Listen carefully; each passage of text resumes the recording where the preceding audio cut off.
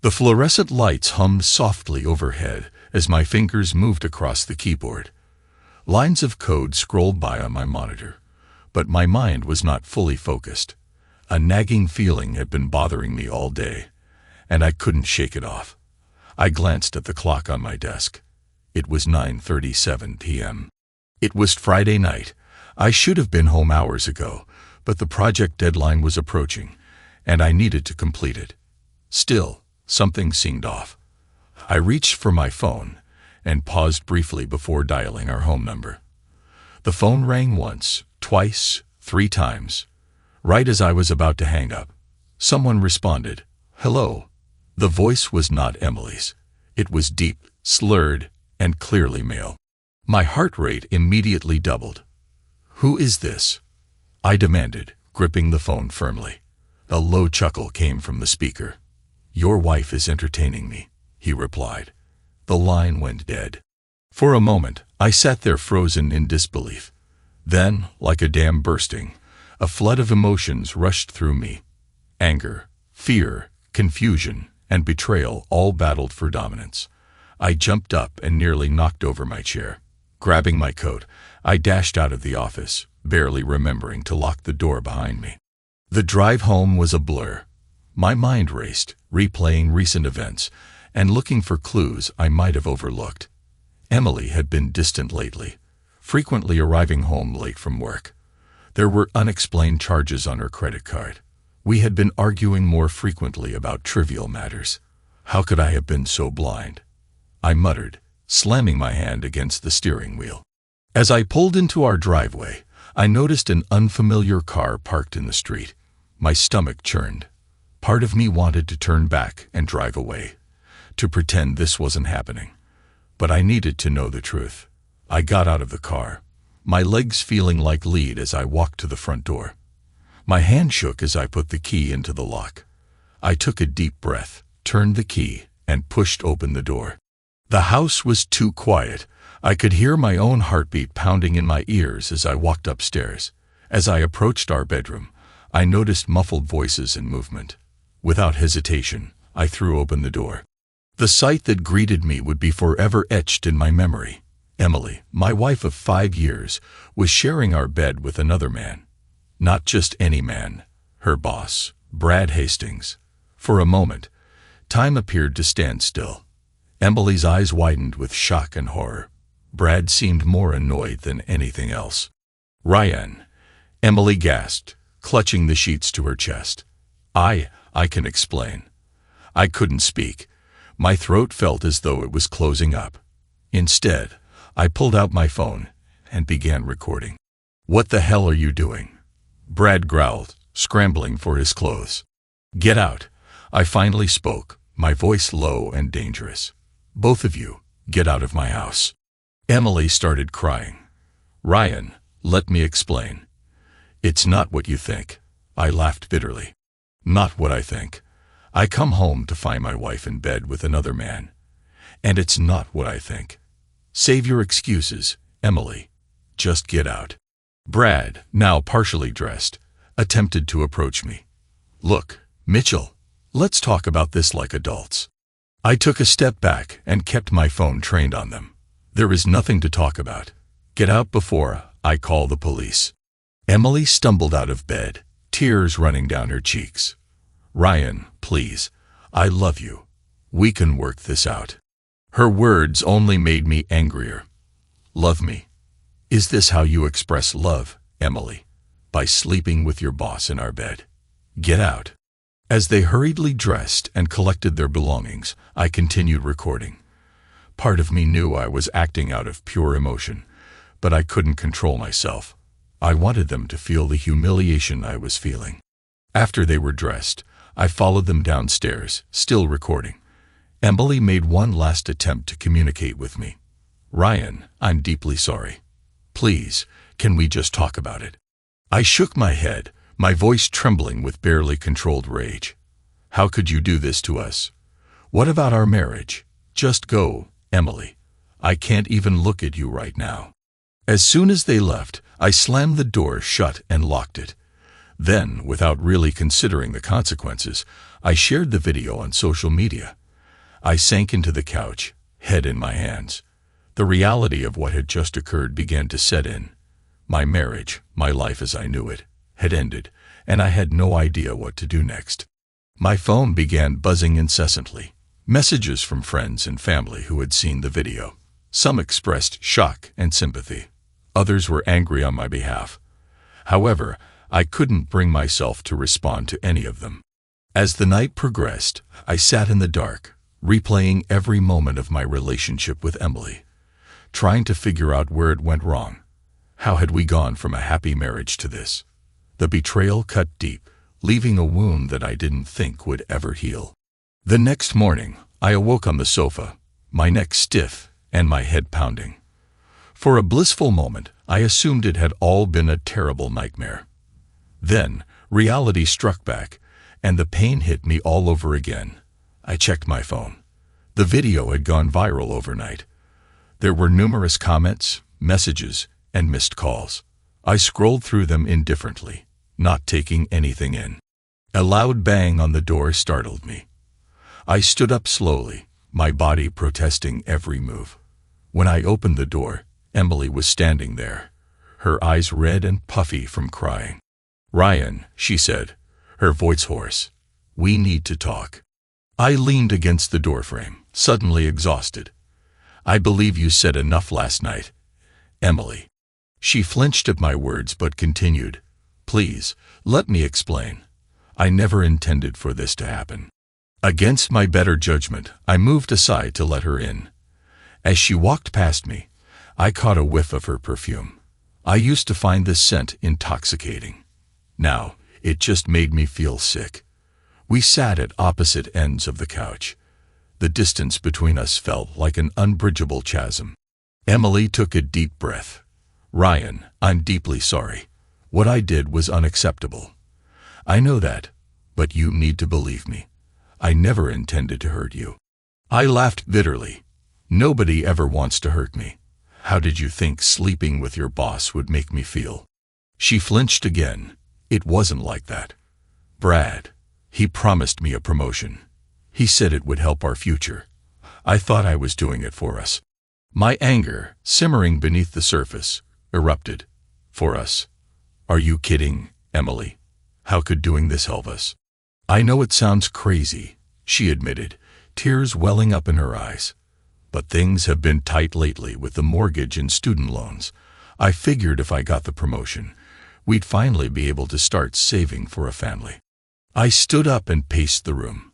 "So instead of discussing our financial concerns, you compromise yourself for your boss. Is that what our marriage means to you?" Emily gasped, pain flashing across her face. "That's not fair, Ryan. I made a horrible mistake. I know that, but I love you. We can work through this." I stopped pacing and looked at her, really looked at her. I no longer recognized the woman sitting on my couch. "No, Emily, we can't. You betrayed me in the worst way. There's no going back from that." "Ryan, please," she begged, reaching out to me. "Don't throw away 5 years of marriage over one mistake." I took a step back, avoiding her touch. "One mistake. This wasn't a one-night stand. Emily, you've been lying to me for weeks, maybe even months. How long has it been going on?" She looked away, unable to meet my gaze. "A few months," she whispered. The admission felt like a physical blow. "Months," I said, my voice hollow. "And you never considered coming clean. You never thought about how this would destroy me." "I wanted to tell you," she explained, "but I was afraid. Afraid of losing you. Afraid of destroying everything we built together." I shook my head, feeling a strange calm wash over me. "Well, congratulations, Emily. You've done exactly what you were afraid of. It's over." Her eyes widened with panic. "No, Ryan, please. We can seek counseling. I'll quit my job, cut all ties with Brad. Please, give me another chance." Another chance? For what? To lie to me? To cheat on me again? "No, Emily. I'm done. I want a divorce." The word lingered in the air between us, heavy and final. Emily broke down, sobbing uncontrollably. "Ryan, I'm begging you. Don't do this. I love you. I'll do anything to make things right." For a brief moment, I felt my resolve waver. A part of me wanted to comfort her, to hold her and pretend we could return to the way things were. But I knew we couldn't. The trust was gone, shattered beyond repair. "I think you should leave," I said, my voice surprisingly steady. "I'll have my lawyer contact you regarding the divorce proceedings." She stood up, her legs trembling. "This can't be how it ends, Ryan. Please, think about it. Take some time." I walked to the door and opened it. "Goodbye, Emily." As she walked past me, she paused. "I truly am sorry, Ryan. I hope one day you'll forgive me." I didn't respond. I simply closed the door behind her and leaned against it as her footsteps faded away. The house felt emptier than ever. I looked around at the life we had created together. The photos on the walls, the little knickknacks we had accumulated over time. Everything seemed to belong to someone else now. My phone vibrated again. It was a message from Brad. "Delete that video right away, or you'll regret it." I stared at the message, feeling a new wave of anger wash over me. Who did he think he was to threaten me? I typed a reply. "Go to hell, Brad. You reap what you sow." I hit the send button, and then blocked his number. I knew it wasn't over, that there would be consequences to my actions, but at the time, I didn't care. Let him make every effort. I had nothing more to lose. The following week passed in a blur.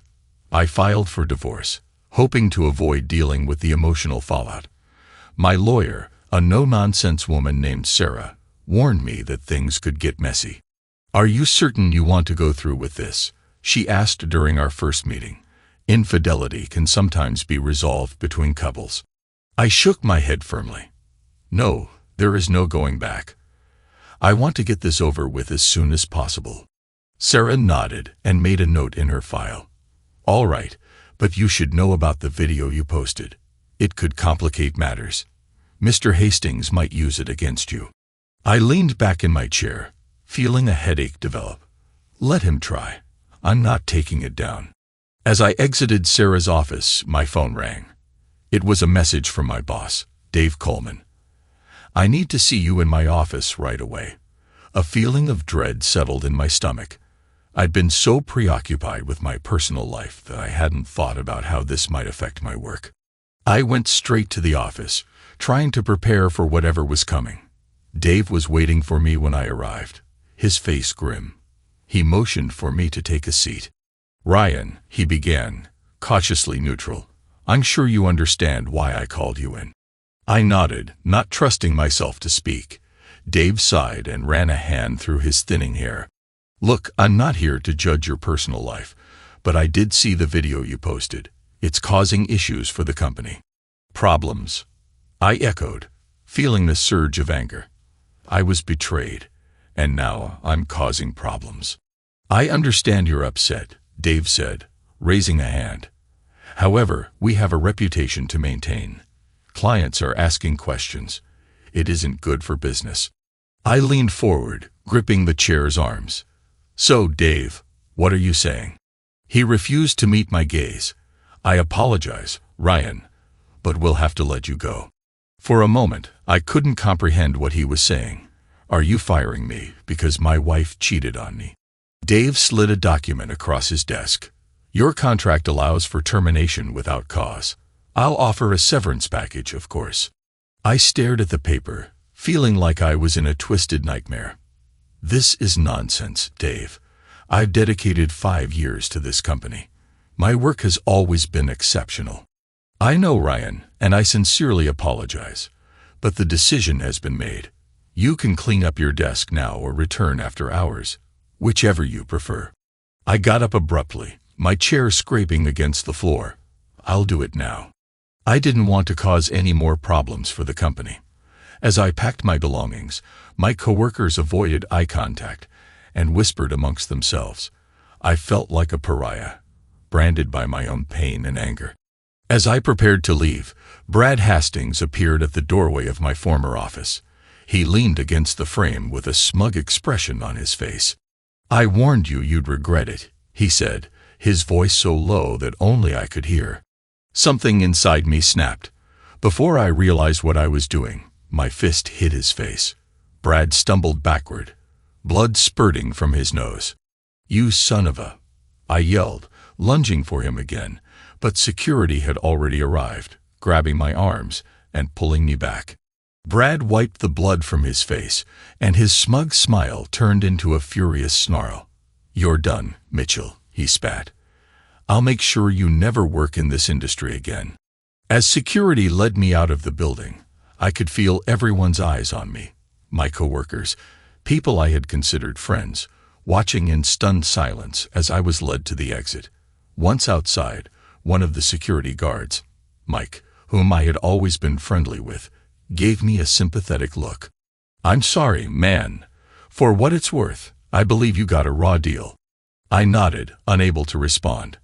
I watched as they carried my belongings to the car. As I drove away from the office for the last time, I felt as if I was watching someone else's life unravel in a matter of days. I felt the full weight of what had happened over the previous week. I'd lost my wife, my job, and my dignity. I pulled over on the side of the road, unable to see through the tears that finally flowed. I let out a primal scream of rage and pain, pounding my fists on the steering wheel until they ached. When I ran out of tears, I sat there, staring blankly at the road ahead. I had no idea what to do next or how to pick up the pieces of my shattered life. But one thing was certain: this wasn't over. Brad Hastings and Emily had taken everything from me, and I was going to make them pay for it. The days after my firing blurred together. I spent most of my time holed up in my apartment, blinds drawn, ignoring calls from concerned friends and family. The humiliation of losing everything burned like acid in my stomach. One morning, while scrolling mindlessly through social media, I came across a post that piqued my interest. It was a photograph of Brad Hastings at a charitable event, his arm wrapped around a petted blonde woman. The caption identified her as Jessica Hastings, his wife. I looked at the image, studying Jessica's expression. Her smile appeared forced, her eyes tired and sad. Something about her expression struck a chord with me, and before I could talk myself out of it, I messaged her. "Hello, Jessica. You don't know who I am, but my name is Ryan Mitchell. I think we should talk about your husband." To my surprise, she replied almost immediately. "Ryan, I know who you are. I've seen the video. What do you want?" I took a deep breath and typed, "To tell you the truth and hopefully get some answers, can we meet?" There was a long pause before her reply arrived. "Okay, tomorrow at 2 p.m. at Café Nord, 5th Street. I can't stay long." The following day, I arrived at the cafe early, my stomach in knots. I hadn't showered or shaved in days, and I was sure I looked as bad as I felt. But I didn't care. This wasn't about me. Jessica walked in precisely at 2 p.m. She was even more stunning in person. Up close, I could see the shadows under her eyes, carefully concealed with makeup. She slid into the seat across from mine, her movements tense. "You have 15 minutes, Mr. Mitchell. Make them count." I nodded, gathering my thoughts. "First, I'd like to apologize. I understand that my actions probably made things difficult for you." Jessica's laughter was bitter. "Difficult? That's one word for it. Do you know what it's like to have your husband's affair exposed all over the internet?" I grimaced. "I'm sorry. I wasn't thinking clearly. I wanted to hurt them the way they hurt me." Her expression softened slightly. "I understand how you feel. But why did you want to meet me?" I leaned forward and lowered my voice. "Because I believe there's more going on here than just an affair. Brad, he's not a good man, is he?" Jessica's eyes widened before darting around the cafe. "I'm not sure what you're talking about." "Jessica," I spoke gently, "I've seen how you look in photos with him, like you're checking to see if anyone's listening. You're afraid of him, aren't you?" Tears welled in her eyes. "You don't understand. I can't talk about this." I reached out, stopping just short of touching her hand. You can. I want to help you. She shook her head furiously. You can't help me. No one can. If I leave him, he'll take everything. My home, my money, my children. Isn't he abusive? I asked, though I already knew the answer. Jessica's silence spoke volumes. Listen to me, I said, my voice firm but friendly. You don't have to live like this. There are people who can help. I know a lawyer. A lawyer? Jessica interrupted, her voice rising. Do you think I haven't thought of that? Brad owns half the lawyers in the city. The other half are too afraid to confront him. I nodded, understanding her fear. I know someone who isn't from around here, someone who isn't afraid of Brad. We can do this together, Jessica. We can bring him down. She looked at me, hope and fear mingling in her eyes. Why would you help me? You don't even know me. Because it's the right thing to do, I replied simply. And Brad has to pay for what he's done to both of us. Jessica was silent for a long time. Then she took a deep breath. Okay, tell me about this attorney. I smiled for the first time in what felt like ages. His name is Ethan Roberts. He's an old college friend. If anyone can help us, it's him. And you trust him? Jessica asked, still hesitant. With my life, I assured her. He's the best there is. Jessica nodded slowly. All right, I'll meet with him. But Ryan, make me a promise. Anything, I said. Promise me that no matter what happens, you'll help me protect my children. They're all I have left. I met her gaze, recognizing the fierce love of a mother in her eyes. I promise, Jessica, we're in this together now. We'll make sure you and your children are safe. Jessica left the cafe, and I felt a spark of hope ignite in my chest. For the first time since that fateful night, I had a purpose, a reason to continue fighting. I took out my phone and dialed a number I hadn't called in years. It was time to catch up with an old friend. The phone rang several times before a familiar voice answered.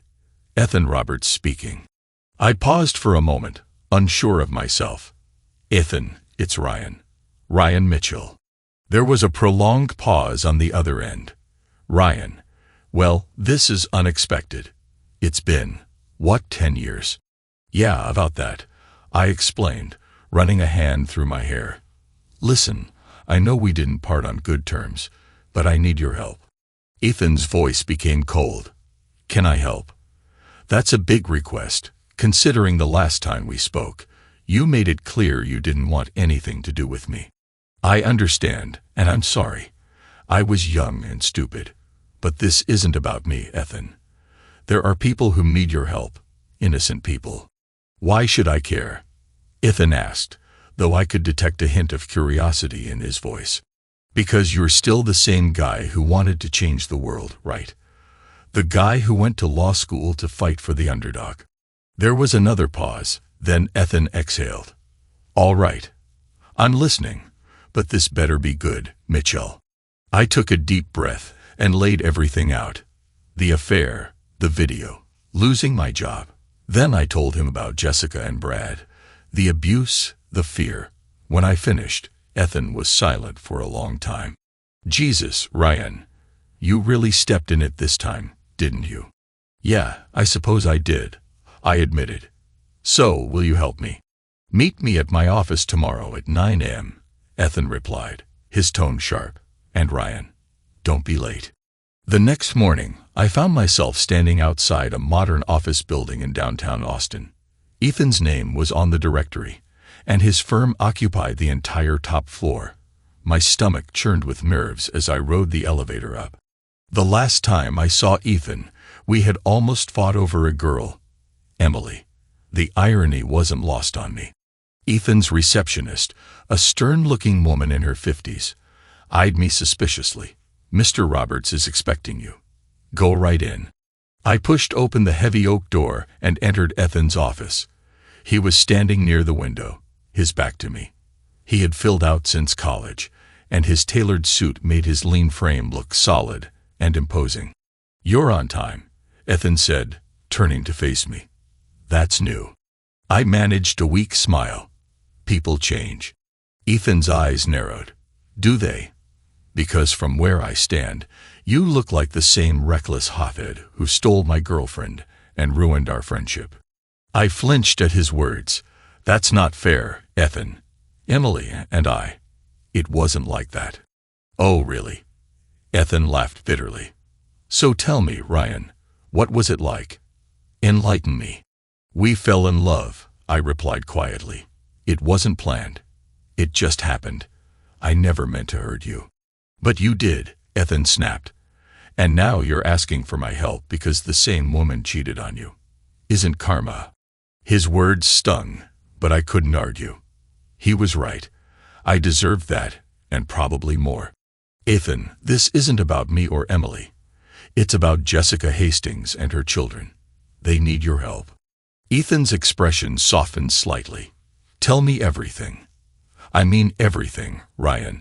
For the next hour, I recounted the entire sordid story. Ethan listened intently, occasionally asking for clarification. When I finished, he leaned back in his chair, his fingers steepled beneath his chin. Mitchell, you've gotten yourself into a really bad situation. I nodded, feeling the weight of everything bear down on me. I know, but I can't walk away. Not when I know what Brad is doing to Jessica and the kids. Ethan remained quiet for a long time, studying me. Then he exhaled. All right, I'll help. But not for you, Ryan. For Jessica and her kids. Relief washed over me. Thank you, Ethan. Don't thank me yet. He raised a hand. This won't be easy. Brad Hastings has money and connections. We'll need more than just your word and Jessica's testimony. I nodded. What do you suggest? Ethan tapped his fingers on the desk, thinking. We need hard evidence, financial records, witness statements, anything that shows a pattern of abuse or misconduct. And we'll need someone who can dig up dirt without getting caught. A private investigator? I asked. Ethan nodded. Exactly. I know someone who could help. Her name is Mia Lewis, an ex-cop turned private investigator. She's the best in the industry. Can we trust her? I asked. Ethan smiled. Mia is as straight as they come, and she has a particular dislike for men who abuse their power. I felt a glimmer of hope. Okay, let's do this. As I stood to leave, Ethan called out, Ryan. I turned back. Yeah. His expression was unreadable. For whatever it's worth, I'm sorry about Emily. No one deserves that kind of betrayal. I swallowed hard, fighting back the emotions his words evoked. Thanks, Ethan. And I'm sorry for everything, too. He nodded, a ghost of a smile on his face. I know. Now let's go make that guy pay. I left Ethan's office feeling lighter than I had in weeks. We had a plan, we had hope, and just maybe, I had my old friend back. The following few weeks were a blur of activity. Ethan introduced me to Mia Lewis, a no-nonsense woman in her 40s with sharp eyes and an even sharper wit. So you're the one who caused trouble, she mentioned when we first met, sizing me up. I hope you're ready for what comes next. I nodded, attempting to convey more confidence than I felt. Whatever it takes to bring Brad down. Mia's smile was predatory. That's what I like to hear. Now, let's get to work. We created a makeshift command center in a rented office space. Ethan handled the legal strategy while Mia and I focused on gathering evidence. One afternoon, as I was poring over financial records that Mia had somehow obtained, she burst into the room, her eyes gleaming with excitement. I have something, she announced. 2 of Brad's former employees are willing to talk. They have stories that will make your hair curl. I leaped to my feet. That's great. When can we meet them? Mia raised a hand. Not so fast, hotshot. These individuals are scared. They're taking a significant risk by coming forward. This needs to be handled carefully. Ethan, who had been on the phone in the corner, hung up and joined us. Mia's right. We need to ensure these witnesses are protected. If Brad finds out, he could ruin their lives. I nodded, chastised. You're right. So, What's the plan? Ethan thought for a moment. We'll schedule a meeting somewhere neutral. I'll have a court reporter there to record official statements. Mia, could you please arrange security? She nodded. Already working on it. I've got a couple of former military buddies who owe me a favor. As they worked out the details, I felt a mix of excitement and trepidation. We were making progress, but each step felt like poking a sleeping bear. The day of the meeting came. We met in a small conference room at a rundown office building on the outskirts of town. Mia's security team scoured the premises for bugs before giving us the all-clear. The first witness, a woman named Sarah, appeared nervous but determined. I worked as Brad's assistant for 3 years. She began with a shaky voice. At first it was just inappropriate comments, standing too close. However, as Sarah recounted her experiences, the situation escalated. I felt sick to my stomach as she described Brad as a monster. The second witness, a man named Tom, told a different but equally damning story about how Brad used his power and position to terrorize his employees. Brad asked me to doctor financial reports, he said, his face pale. He was embezzling money from the company and transferring it to offshore accounts. Ethan leaned forward, his gaze intense. Do you have proof of this? Tom nodded, pulling out a USB drive. Everything's on here. I kept copies as insurance. The court reporter dutifully recorded their statements. I experienced a surge of hope. This was it. We had the evidence we needed to bring Brad down. But my joy was short-lived. As we were finishing up the meeting, Mia's phone vibrated. Her face went pale as she read the message. We have a problem, she said, her voice strained. One of my contacts just saw Brad enter the building. Panic spread throughout the room. Ethan sprang into action. Mia, get Sarah and Tom out the back way. Ryan, you're with me. We'll create a distraction. Mia hustled our witnesses out. Ethan and I headed for the lobby. Brad's voice was loud and angry as he demanded to know where we were. Ethan squeezed my shoulder. Be ready for this. I took a deep breath, as ready as I'd ever be. We entered the lobby just as Brad was about to push past the security guard. His face contorted with rage when he saw us. You, he snarled, lunging toward me. Do you think you can destroy my life without consequences? Ethan stepped between us, his voice calm yet firm. Mr. Hastings, I suggest you leave right now, unless you want to add assault to your list of charges. Brad's eyes widened. Charges? What the hell are you talking about? I couldn't help but smirk. It's over, Brad. We know everything. The abuse, the embezzlement. It's all coming out. For a moment, I thought Brad was going to attack us, but something in his eyes changed. Anger gave way to fear. This isn't over, he hissed, backing away. You have no idea who you're dealing with. Brad stormed out, and I let out a breath I didn't realize I'd been holding. Ethan clapped my back. Nice work, partner. But the real fight is just beginning.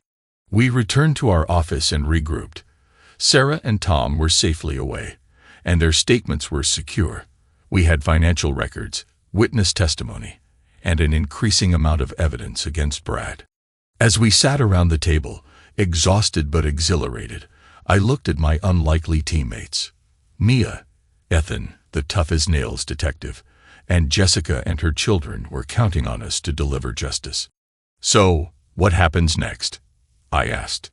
Ethan's smile was grim but determined. Now we prepare for war. The day of the trial arrived, bringing with it a mix of excitement and fear. As I adjusted my tie in the courthouse bathroom mirror, Ethan appeared behind me. Are you ready for this? He asked, his gaze meeting mine in the reflection. I took a deep breath. As ready as I'll ever be. Do you think we have a shot? Ethan's expression was grim but resolute. We have a solid case, but Brad's team is formidable. This is going to be a fight. We made our way into the courtroom, where Jessica was already waiting, her hands twisted nervously in her lap. I sat down next to her and gave her a reassuring nod. You've got this, I whispered. Just tell the truth. The bailiff's voice rang out. All rise. Court is now in session. The Honorable Judge Michaels presiding. As we stood, I saw Brad and his legal team. Brad's face was a mask of calm confidence, but I could see the tension in his jaw. The judge, a stern-faced woman in her 60s, surveyed the courtroom. You may be seated. Mr. Roberts, you may begin your opening statement. Ethan stood, buttoning his jacket. Thank you, Your Honor. Ladies and gentlemen of the jury, we're here today to expose a pattern of personal and professional abuse committed by Brad Hastings. As Ethan presented our case, I observed the jurors' reactions. Some looked shocked. Others were skeptical. Brad's attorney, Gerald Thompson, a shark-like man, scribbled notes furiously. When it was Thompson's turn, he painted a drastically different picture. The defense will demonstrate that these allegations are nothing more than a vindictive attempt at character assassination, orchestrated by a disgruntled ex-employee and a wife seeking a large payout in divorce court. Battle lines were drawn as the trial progressed. Witnesses were called. I was among the first to take the stand. Thompson's cross-examination was brutal. Mr. Mitchell, isn't it true that you assaulted Mr. Hastings outside your former workplace? I gritted my teeth. Yes, but... A simple yes or no is sufficient. Thompson interrupted. Isn't it also true that you posted a video online of Mr. Hastings in a compromising position without his permission? Yes, but the video showed. Thank you, Mr. Mitchell. No more questions. As I stepped down, feeling defeated, Ethan caught my gaze and gave me a subtle nod. He had a plan. Jessica was next. She took a shaky breath as she was sworn in. Mrs. Hastings, Ethan began gently, can you tell the court about your relationship with your husband? Jessica's voice was quiet yet steady. At first, everything was fine. Brad could be charming when he wanted to. But over time, things changed. How so? Ethan asked. He became controlling, angry. If dinner wasn't ready on time, or if I spoke to another man, even politely, he'd become enraged. Has he ever hit you? Ethan inquired. Jessica's eyes filled with tears. Yes. The first time was about a year into our marriage. He apologized afterward and promised it would never happen again, but it did, again and again. Thompson objected, arguing that Jessica's testimony was prejudicial, but the judge overruled him. Jessica recounted years of abuse. I noticed several jurors wiping away tears. Even the judge's stern expression softened. When it was Thompson's turn to cross-examine, he went for the throat. Mrs. Hastings, if your husband was so abusive, why didn't you leave? Jessica's voice quivered. I was afraid. Brad always threatened to take the kids if I left, claiming that he'd ruin me. I believed him. So you stayed because of the money? Thompson pressed. Objection. Ethan shouted, harassing the witness. Sustained, the judge said sharply. Mr. Thompson, exercise caution. The following days were a blur of testimony. Maya took the stand and presented the financial evidence she had uncovered. Brad's former employees told their stories of harassment and unethical business practices. Finally, it was Brad's turn to testify. He cut an imposing figure on the stand, his expensive suit and confident demeanor standing in stark contrast to Jessica's quiet dignity. Mr. Hastings, Thompson began, how do you respond to these allegations? Brad's voice was smooth as oil. Their statements are completely false. I've always treated my wife and employees with respect. This is nothing but a plot to ruin me, led by a man who couldn't accept that his wife preferred me. I felt my face flush with rage, but Ethan's hand on my arm kept me in my seat. Ethan was relentless during his cross-examination. Mr. Hastings, could you please explain the bank transfers to offshore accounts? Brad's cool facade cracked slightly. These were legitimate business transactions. Really, because our financial expert believes they're textbook examples of embezzlement. As Ethan systematically dismantled Brad's defenses, I noticed the jury leaning forward, hanging on every word. Brad's responses became increasingly confused and contradictory. Finally, Ethan made his move. "Your Honor, I would like to present Exhibit C, a video recording as evidence." Brad's face went pale. "Objection!" Thompson shouted. "This is the illegal video that Mr. Mitchell took." The judge looked over her glasses. "Is that true, Mr. Roberts?" Ethan smiled. "No, Your Honor. This is security camera footage from Mr. Hastings' office, showing him physically assaulting a female employee. We obtained it through legal means during discovery." Brad's expression crumbled as the damning footage played. He realized it was over. Ethan delivered an eloquent and passionate closing argument. "Ladies and gentlemen of the jury, you have heard overwhelming evidence of Mr. Hastings' pattern of abuse, both personally and professionally. It's time to hold him accountable." Thompson's closing seemed weak in comparison, full of deflection and attempts to discredit witnesses. As the jury began to deliberate, Ethan turned to face me and Jessica. "Now, we wait." The jury deliberated for less than 2 hours. When we returned to the courtroom, my heart pounded so hard I could barely hear the judge ask for the verdict. The foreman spoke. "On the charge of domestic abuse, we find Brad Hastings guilty. On the charge of embezzlement, we find the defendant guilty." A collective gasp echoed through the courtroom. Jessica burst into tears beside me, and I felt my own eyes well up. The judge's voice cut through the confusion. "Mr. Hastings, please rise for sentencing."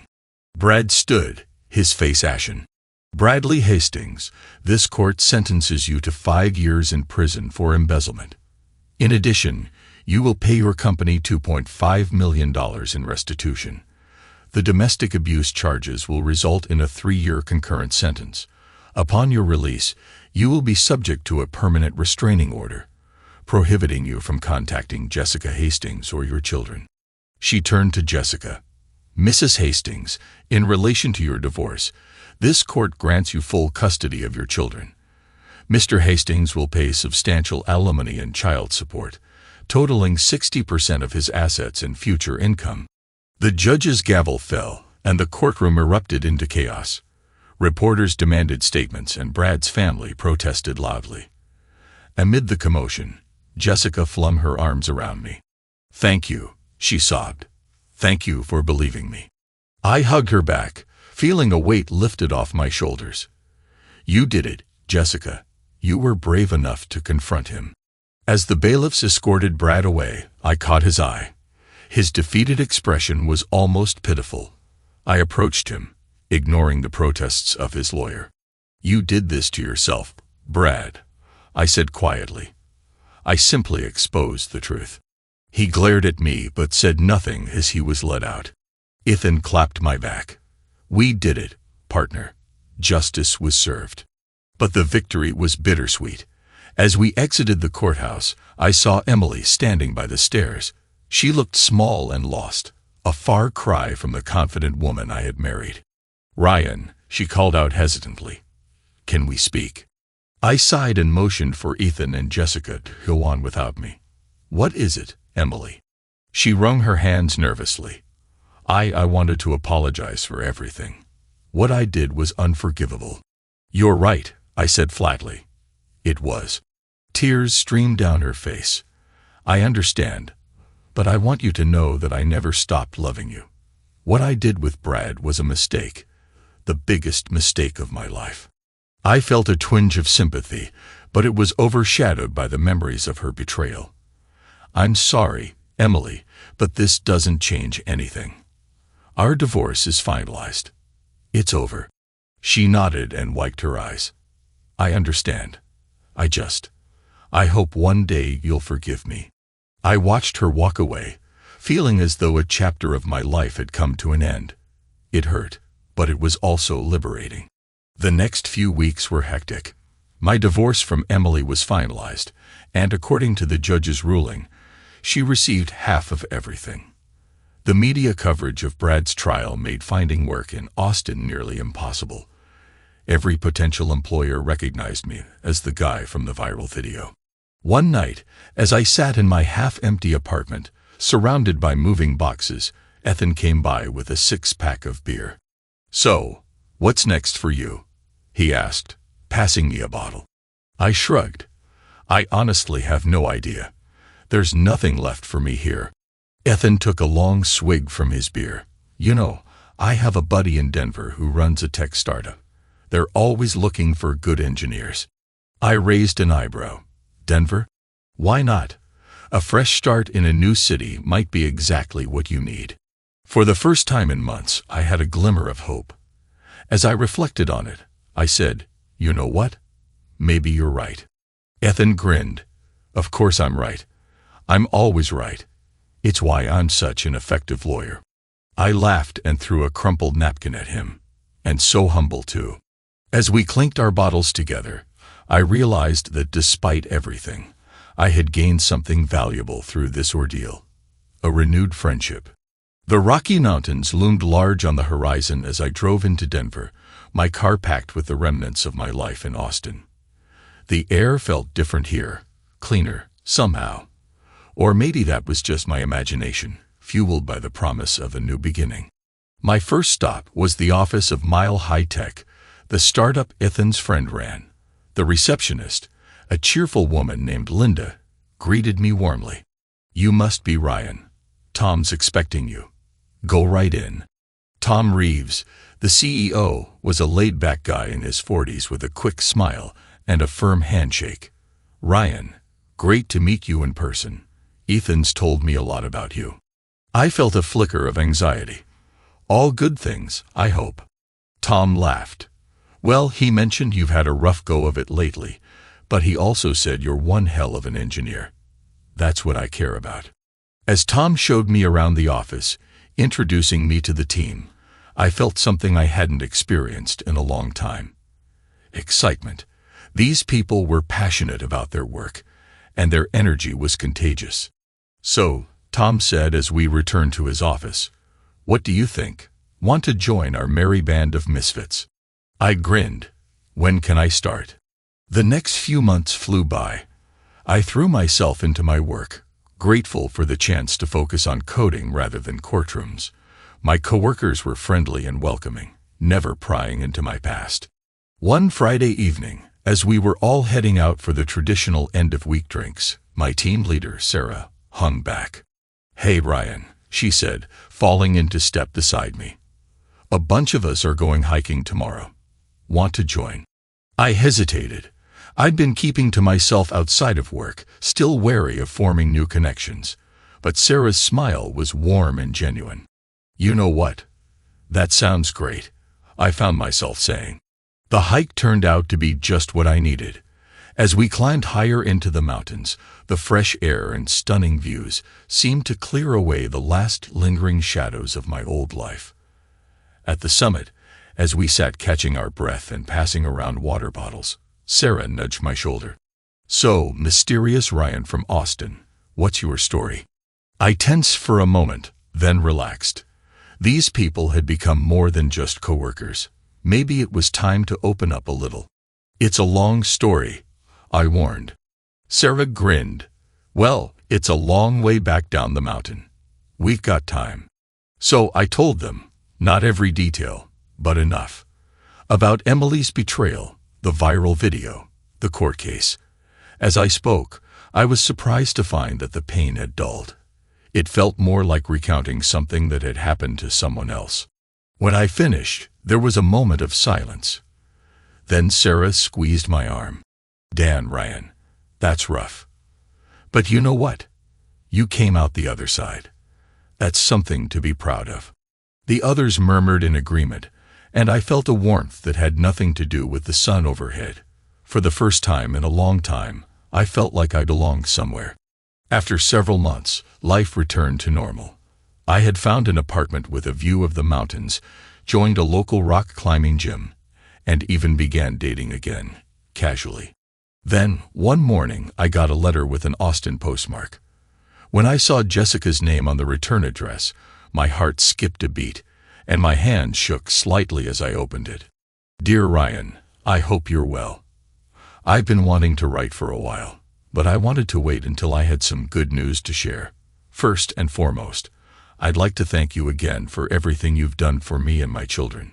Your bravery in coming forward gave me the strength to advocate for myself. I can never repay you for that.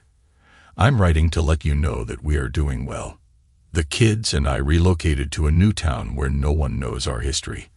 I started my own small bakery. It's not much, but it's mine. And for the first time in years, I truly feel free. Brad is still in prison. I've heard he's up for parole soon, but with the restraining order in place, I'm not concerned. We're safe. Happy. Ryan, I hope you found peace and happiness too.